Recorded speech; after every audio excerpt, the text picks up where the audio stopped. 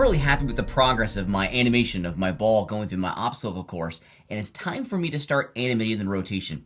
As we've talked and mentioned many times before, the art of animation is one of many passes. We've animated the position, we've changed the arcs. Well, now it's time to start animating the rotation. And of course, lastly, is going to be the squash and stretch, the scale of our ball as it zips through the little obstacle course. So let's start figuring out what we want to do for the rotation of our object inside of our animation, and it's looking pretty cool. So this is what we got so far. Pretty happy with the results. Spent some time working in the graph editor, making all the arcs and timing just absolutely wonderful, and I'm time to start putting in the rotation.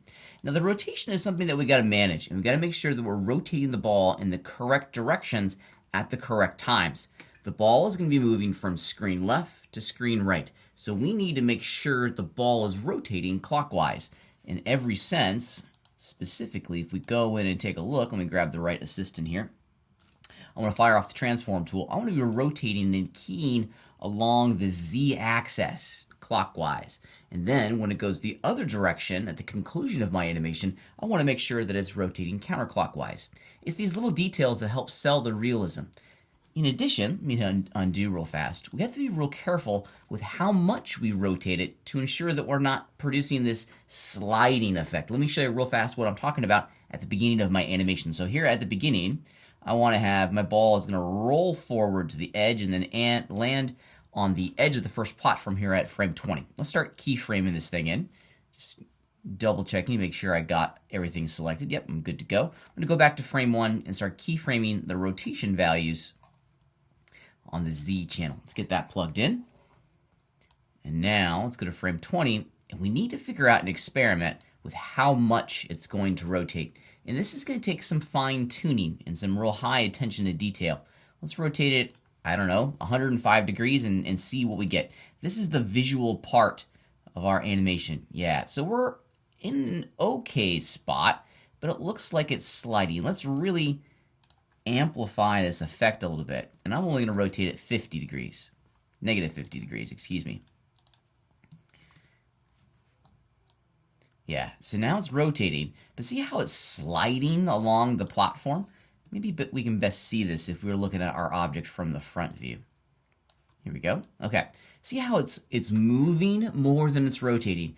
We want it to look like the translation, the change of location of the ball across the platform is being generated by the rotation. It's the rotation that's the visual engine, if you will, of this entire animation. So we want to make sure that we're putting that in as much as we can. This sliding or ice skating effect is something that we can resolve. So we're gonna experiment with some values here. I think before we had 100 and it looked okay. Let's drive it a little bit more. Yeah, now we're getting kind of close. And the way I do it, and this is a real simple, easy tool and method of just checking it, is that I'm just scrubbing my playhead. And if you look very carefully, the process of scrubbing your playhead in the timeline is just simply just grabbing that little playhead and left-clicking and dragging it throughout the range of frames that you're working with. And that's an easy way of just kind of seeing if it works.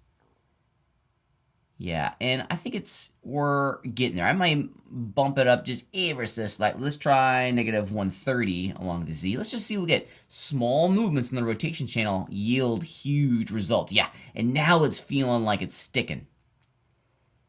Like it's not sliding anymore. That it's both moving and rotating. Yeah, I'm digging it. That's a good place to start. I like that. Let's continue on the rotation for the rest of the animation. Now, this is where it gets to be a little bit more fun, because as the ball drops, it's going to continue to rotate across the animation itself. So let's go to the animation frame where the ball begins to drop. And if you remember on my animation, I have two keyframes that are duplicates of each other to hold the ball on the edge of that platform. However, if we were to take a look at my graph editor, this can be a little bit of a challenge when working with rotation values. Movement values, location values aren't going to have the huge change in numerical values as rotation angles do. For example, the change in value between on the x-axis is very small, between 0 and 5, as it goes from the left side of the screen to the right side of the screen. But remember, we're going to be calculating and graphing all these function curves with numerical values. We're going from 0 to a negative 130 on rotation, which is why down here at the bottom, the function curve for our rotation is so much larger. So here's a great little tip. I love this one. And it's to hit this button right here, the normalize button. And that's going to put all of these function curves kind of in the exact same general area. Let's normalize it. Yeah, there we go. And I'm zooming up with my mouse. Here's another great thing. Just hit the home key on your keyboard. And it's going to fit all the keyframes within inside the graph editor itself, which is pretty neat. And now we can see all of the function curves in one area, which is pretty neat. All right. So what I want to do in here is I want to grab Z rotation. I'm going to grab that keyframe and just duplicate it. And it needs to go right there. Wonderful. Yeah, so now it's going to stop and pause its rotation while the ball is on the edge. And then it's going to drop onto the next keyframe. Let's get that plugged in. So right here is where our next keyframe is. Now, how much do I want it to rotate in this one area? I don't know. As it falls, it should continue to rotate. Maybe I just do a visual cue here as to how much it wants to rotate. This is going to be a helper for me. If you look at the pattern of the ball right here, you can see that the lines that represent the perfect center of the ball is kind of at an angle. What if I rotated it so it was like this? Almost suggesting that it's going to bounce here and then go up on that next arc. That could be kind of cool. That could be a nice little subtle cue. Maybe make it a little bit more like that. Yeah, I like that. Let's give that a go. Let's see how that looks.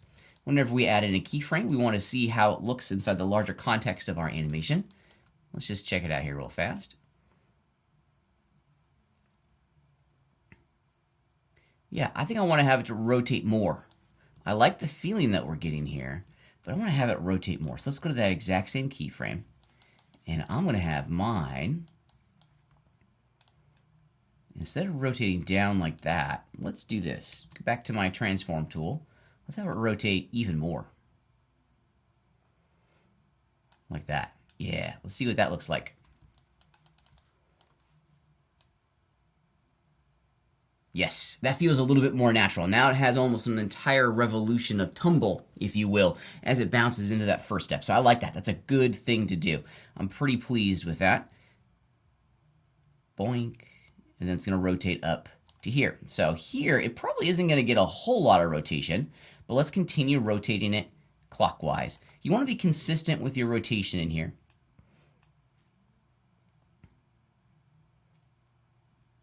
Let's go a little bit more, maybe something like that. And all of this is just kind of feeling for the most part. How much is it going to rotate as it flies through the air? And sometimes I find it to be the most helpful just to try things, just to see, boom. Yeah, that worked really well. I continued to rotate it until I got a sense that it was actually kind of, bouncing the way that I was hoping it would bounce. This next bounce over here, okay, so it's going to continue to rotate clockwise until it gets there. Well, how much is it going to rotate? Let's figure that out. Let's see here.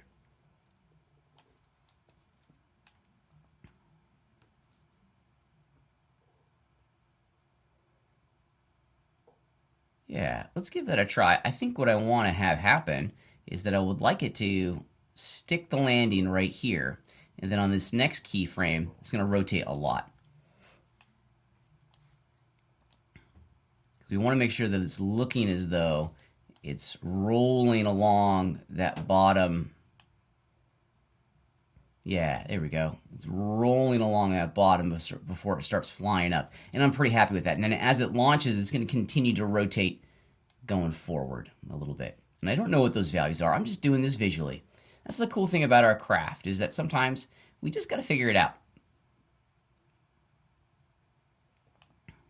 Yeah, I'm liking that. That's a good place to go. So with the rotation plugged in, I'm getting a real good sense now that the ball is actually moving. It's no longer this static object that's just kind of magically floating in the scene. It really is part of the illusion of life. We're starting to get a good sense that this ball is now rolling across the environment and is choosing to animate, which is a whole lot of fun, all thanks to the rotation.